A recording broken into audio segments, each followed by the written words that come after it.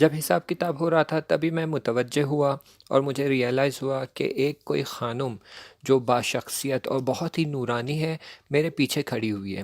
بلکہ یہ بتا دوں کہ کچھ فاصلے دور پر کھڑی ہوئی ہے، اور جس طرح تمام لوگ ان کا احترام کر رہے تھے اور باعظمت ان کی عزت کر رہے تھے، میں سمجھ گیا کہ یہ ہماری ماں فاطمۃ الزہرا سلام اللہ علیہا ہے۔ جب میرے نام اعمال کے کچھ آخری صفحے باقی تھے اور ان کی بررسی ہو رہی تھی، تو تب جہاں بھی میری کوئی غلطی ہوتی، گناہ ہوتا اور اشتباہ رہتی یا خطا رہتی اور اس کی بررسی ہوتی، تو بی بی فاطمہ مجھ سے منہ پلٹا لیتی اور منہ پھیر لیتی، اور جب بھی کوئی نیک اعمال ہوتا یا خوبی ہوتی اور اس کی بررسی کی جاتی تو وہ مسکراتی اور اپنی رضایت کا اظہار کرتی۔ میری ساری توجہ بی بی فاطمہ الزہرا سلام اللہ علیہا کی طرف تھی۔ دنیا میں جب میں تھا تو میں بی بی فاطمہ کے نسبت بہت خاص احترام اور عزت رکھتا تھا، اور بانو دو عالم کے لیے میرے دل میں بہت خاص عزت اور احترام تھا۔ ہمیشہ ایام فاطمیہ میں ہمارے یہاں مجلس ہوتی، عزاداری ہوتی، اور ہمیشہ کوشش کرتا کہ ان کی یاد میں اپنے اندر زندہ رکھوں اور ان کے بارے میں سوچتا رہوں، اور ان پر جو مصیبتیں ٹوٹی انہیں میں اپنے اندر یاد رکھوں اور زندہ رکھوں۔ میں آپ کو یہ بتاتا چلوں کہ ہمارے پرنانا علماء میں سے تھے اور سادات میں سے تھے، اسی لیے ہم بھی اولاد فاطمۃ الزہرا سلام اللہ علیہا میں سے حساب کیے جاتے ہیں، یعنی ہمیں بھی سادات حساب کیا جاتا ہے۔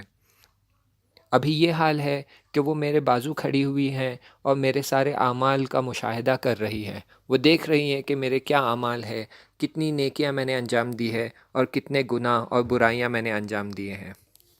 نہ صرف آپ وہاں موجود تھی بلکہ تمام معصومین علیہ السلام وہاں پر موجود تھے، اور وہ میرے اعمال کا مشاہدہ کر رہے تھے۔ ایک شیعہ مومن کے لیے بہت سخت ہے کہ جب اس کے اعمال کی بررسی کی جائے تو تمام امام معصومین علیہ السلام وہاں پر موجود رہیں اور وہ دیکھیں کہ اس نے کیا کیا گناہ کیے ہیں اور کیا کیا اشتباہات کیے ہیں۔ اس لحاظ سے کہ میرے کچھ ایسے اعمال تھے جس کی وجہ سے معصومین علیہ السلام ناراحت ہو رہے تھے، دکھی ہو رہے تھے، وہاں پر مجھے اتنی شرم آ رہی تھی، اتنی ناراحتی ہو رہی تھی، ایسے لگ رہا تھا کہ بس شرم سے میں پانی ہوا جا رہا ہوں۔ عزیزو، میں یہاں پر ایک چیز آپ کے ساتھ شیئر کرنا چاہتا ہوں کہ جب خود میں یہ کتاب پڑھ رہا تھا تو جب یہ حصہ یہاں آیا، اور یہاں پر جب ہم دیکھ سکتے ہیں کہ جب ہمارے اعمال کا حساب کتاب کیا جائے گا، ان کی بررسی کی جائے گی، تو ایسا نہیں ہوگا کہ صرف فرشتے وہاں موجود ہوں گے، لیکن ماں بی بی فاطمہ بھی وہاں ہوگی، امام علی علیہ السلام بھی وہاں ہوں گے، امام حسین علیہ السلام بھی وہاں ہوں گے، اور وہ لوگ سب مشاہدہ کریں گے، دیکھیں گے کہ ہم نے ہمارے اعمال کیسے انجام دیے ہیں، کتنی نیکیاں انجام دی ہیں، کتنی برائیاں انجام دی ہیں۔ ہم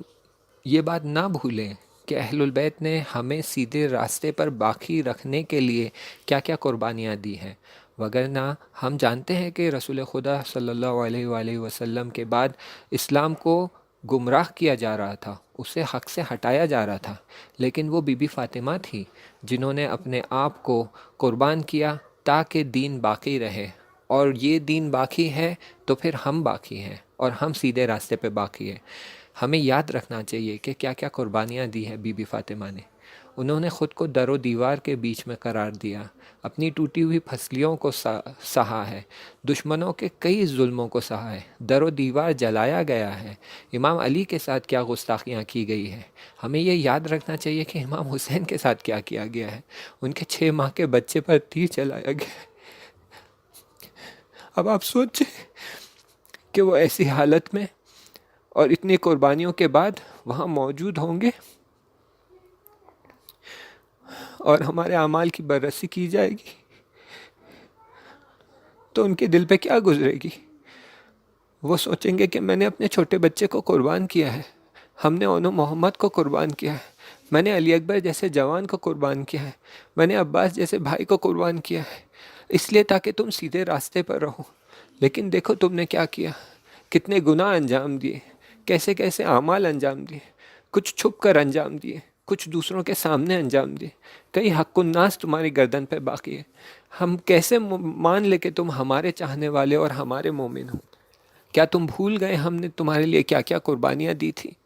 تو عزیزو یہ ہمارے لیے بہت سخت مرحلہ ہوگا۔ اگر ہم واقعاً بی بی فاطمہ اور اہل البیت کے چاہنے والے ہیں تو ہم ایسا کوئی اعمال انجام نہیں دیں گے کہ وہاں جب ہمارے اعمال کی بررسی کی جائے گی تو ان کے لیے باعث شرمندگی ہو، ان کے لیے باعث ہو کہ وہ اپنا منہ ہم سے پھیر لیں۔ کتنا سخت مرحلہ ہوگا ہمارے لیے کہ ہمارے اعمال کی وجہ سے بی بی فاطمہ ہم سے منہ پھیر لے۔ واقعاً افسوس کا مقام ہوگا، واقعاً افسوس کا مقام ہوگا۔ عزیزو ابھی بھی دیر نہیں ہوئی ہے، آپ اپنے اعمال کی خود بررسی کر لیں۔ اس سے پہلے کہ وہاں ہماری بررسی کی جائے، ہم خود ہمارے اعمال کو دیکھیں اور جو اشتباہات ہم نے کی ہیں، جو گناہ ہم نے کیے ہیں، جو غلطیاں ہم نے کی ہیں، اس کے لیے خدا کی بارگاہ میں ابھی سے گڑ گڑا کر معافی مانگیں، توبہ کریں اور دعا کریں کہ خدا ہمارے ان گناہوں کو معاف کر دے۔ اور اگر ہماری گردن پہ کسی کا حق و ناس باقی ہے، کسی کی ہم نے توہین کی ہے، کسی کی غیبت کی ہے، کسی کا نقصان کیا ہے، تو کوشش کریں کہ اسی زندگی میں، اسی دنیا میں اس کی بھرپائی کریں اور اس نقصان کو پورا کر دیں، تاکہ وہاں پر ہماری گردن پہ یہ نقصان باقی نہ رہے۔ اگر ہم نے کچھ ایسے گناہ کیے ہیں جو ہماری نفس پہ کیے ہیں اور ہمارے بدن پہ کیے ہیں تو اس کے لیے استغفار کریں۔ کوئی اگر ایسے گناہ کیے ہیں جو ہم نے چھپ کر اندھیروں میں کیے ہیں تو اس کے لیے بھی خدا کی بارگاہ میں استغفار کریں، تاکہ خدا ہمارے گناہوں کو بخش دے اور وہاں پر ہماری رسوائی کا باعث نہ بنے۔ انشاءاللہ الہی آمین۔ اور آپ لوگ یہ آڈیو سن رہے ہیں تو خود ہمارے حق میں، یعنی میرے اور میرے خانوادے کے حق میں دعا کیجیے کہ خدا ہمارے گناہوں کو بخشے اور وہاں ہماری رسوائی کا باعث نہ بنے، ہمارے اعمال ہمارے رسوائی کا باعث نہ بنے۔ انشاءاللہ الہی آمین۔ پھر یہ جناب آگے کہتے ہیں کہ میں بہت ناراحت تھا، میں بہت دکھی تھا، میں بہت سیڈ ہو گیا تھا اور میرے کئی اچھے اعمال میرے ہاتھ سے چلے گئے تھے اور بہت تھوڑے ہی اعمال کتاب میں رہ گئے تھے جو میرے کام آ سکے۔ اور اس کے علاوہ کئی ایسے افراد تھے جو ابھی زندہ تھے، جو ابھی دنیا میں باقی تھے اور ان کے حق میں میرے گردن پہ بہت کچھ باقی تھا۔ فارسی میں ایک الفاظ یوز ہوتا ہے بدہکار، یعنی میں ان کی ادھاری میرے گردن پہ باقی ہے۔ تو کئی ایسے لوگوں کا حساب کتاب تو ابھی باقی ہی تھا، جتنوں کا حساب کتاب ہو گیا تھا اس کے بعد مجھے لگ رہا تھا میرے ہاتھ خالی ہو گئے تھے، لیکن کئی ایسے ہزاروں لوگ باقی تھے جن کی ادھاری میرے گردن پہ باقی تھی، انہیں پورا کرنا تھا، اور وہ جب تک نہ ہو تب تک میں برزخ سے آگے نہیں جا سکتا تھا۔ جب ہم فارسی میں بےدہکاری کا الفاظ استعمال کرتے ہیں تو ضروری نہیں ہے کہ پیسوں والی بےدہکاری ہو یا ادھاری ہو، لیکن جب ہم اردو میں ادھاری کا مطلب یوز کرتے ہیں یعنی پیسوں کی ادھاری، لیکن فارسی کا بےدہکار یعنی ہر وہ چیز جو دوسرے کے حق میں باقی رہ گئی ہو، یعنی کسی کی میں نے توہین کی ہے، کسی کی انسلٹ کی ہے، کسی کو ناسزا کہا ہے، کسی کا دل دکھایا ہے، تو یہ ان سب کے لیے میں بےدہکار ہوں۔ تو فارسی لفظ کا میں فعلاً اردو میں ادھاری والا ترجمہ کروں گا، جس کا معنی یہ ہے کہ ان کی گردن پہ بہت سارے لوگوں کا حق باقی ہے۔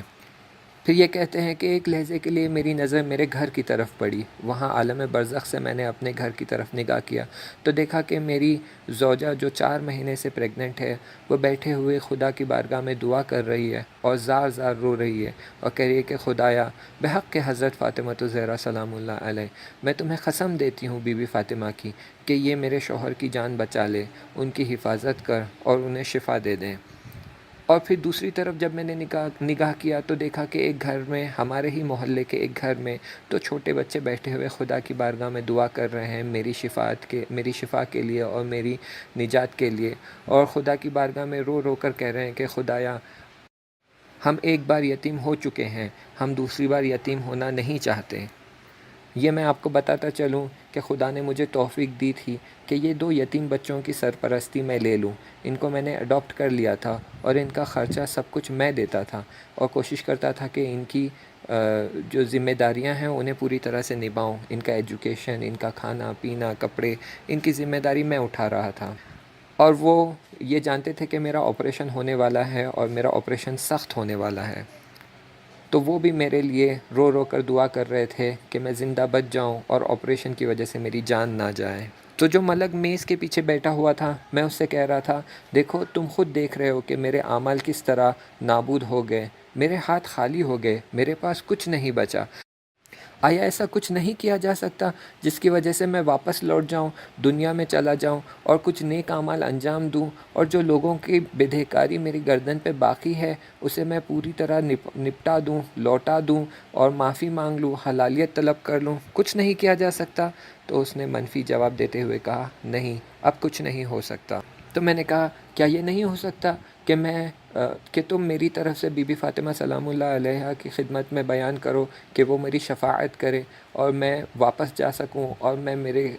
گناہوں کی بخشائش کے لیے کچھ اہتمام کروں اور کچھ نیک اعمال انجام دوں، اور جو حق الناس میری گردن پہ ہے اس کو جبران کر پاؤں، یا مجھ سے جو غلطیاں ہو گئی ہے اسے میں ٹھیک کر پاؤں؟ کیا کچھ نہیں ہو سکتا؟ اس کے نہ کہنے پر بھی میں اصرار کرتا رہا اور کہتا رہا کہ ایک بار تو پوچھ لو، ایک بار تو بی بی فاطمہ سے پوچھ لو، شاید وہ میری شفاعت کر دے، شاید وہ میری دعا سن لے، شاید وہ میری التجا سن لے، ایک بار تو بی بی سے پوچھ لو۔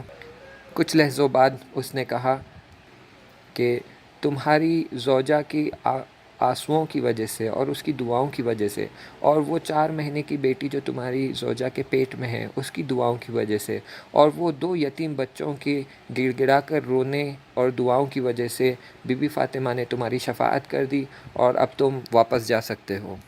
جیسے ہی اس نے کہا اب تم واپس جا سکتے ہو، اچانک میرے پاؤں کے نیچے سے زمین ہٹ گئی، اور جیسے کہ میں بس ایک بڑی اونچائی سے گر رہا ہوں، اور چند لحظے بعد میں آپریشن تھیٹر کی میز پر پہنچ گیا۔ 1 سیکنڈ سے بھی کم ٹائم میں میں اپنے ہاسپٹل کے بیڈ پہ پہنچ گیا تھا، اور دیکھ رہا تھا کہ وہاں ڈاکٹرز کی ٹیم مجھے شاک پر شاک دی جا رہی تھی تاکہ وہ مجھے زندہ کر سکے۔